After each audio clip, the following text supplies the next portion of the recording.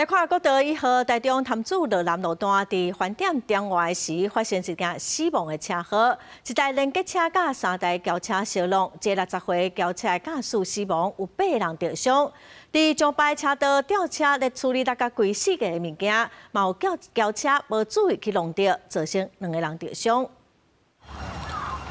事故现场规个入草场零件嘛散伫个路南的车道，消防人员到位了后，赶紧出动破坏器材、加油压剪、加吊伫车内乘客救出来。不过一台半连结车卡伫中央分隔岛，车卡搁缀一台白色的自用手客车。消防人员赶紧去车卡看情形，发现车内有3个人，情况正危急。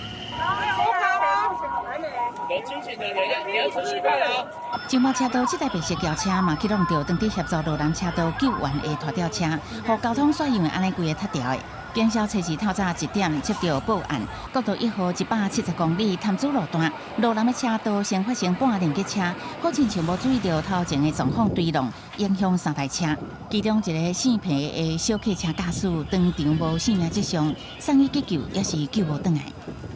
我们到场以后就由我们的消防同仁操作一些破坏器材做抢救，一些撑开器啊、油压剪啊、砂轮机等等的破坏工具来做抢救，让伤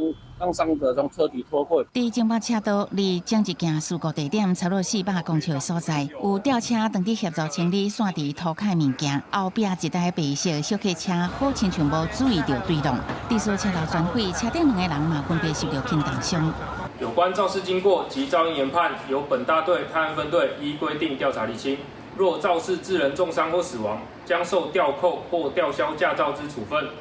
2件意外拢总造成1死10伤，虽然是透早的时间，也是造成双向塞车超过2公里。经过点外钟，早骨会当通行，确实肇事原因，警方爱搁继续调查。公益新闻采访报道。